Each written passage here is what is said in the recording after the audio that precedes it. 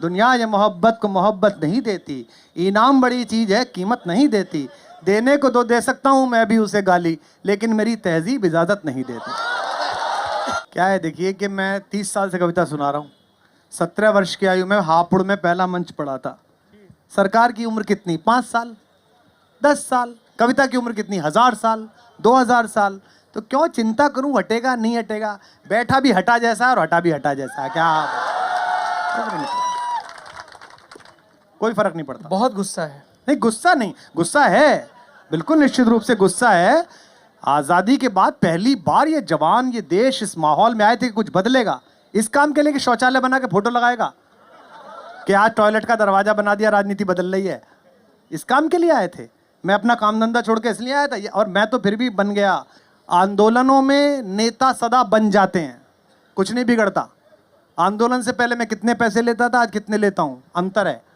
आंदोलन से पहले वो कुछ भी नहीं था, है 5 वाक्य जो सही नहीं बोल सकता, 5 वाक्य बिना फंबल के, वो आदमी भी शिक्षा का प्रतीक है। एक बुजुर्ग कह गए हैं कि इतना गुस्सा उन्हीं से होता है जिनसे छिपा हुआ लगाव हो। हाँ, निश्चित रूप से लगा है जी।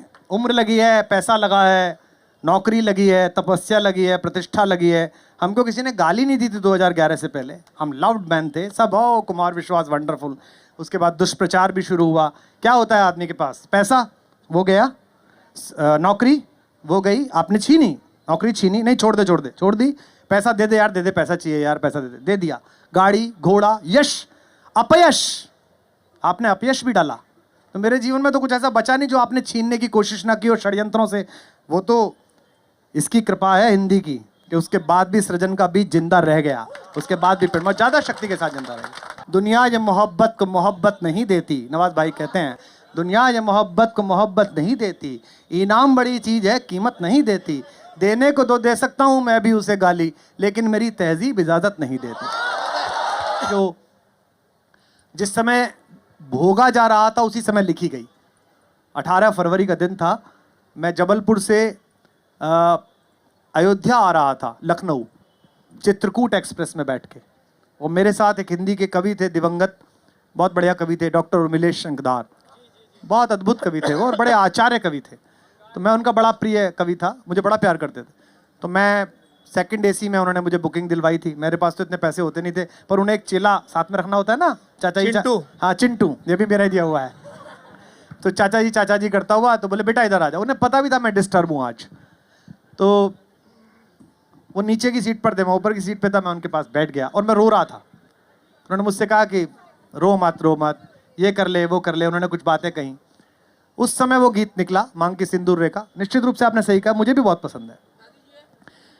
मांग की सिंदूर रेखा तुमसे ये पूछेगी कल, मांग की सिंदूर रेखा तुमसे ये पूछेगी कल, यूं मुझे सर पर सजाने का तुम्हें अधिकार क्या है।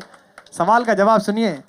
तुम कहोगी वो समर्पण बचपना था तो कहेगी, तुम कहोगी वो समर्पण बचपना था तो कहेगी, गर्व सब कुछ बचपना था तो कहो फिर प्यार क्या है। मांग की सिंदूर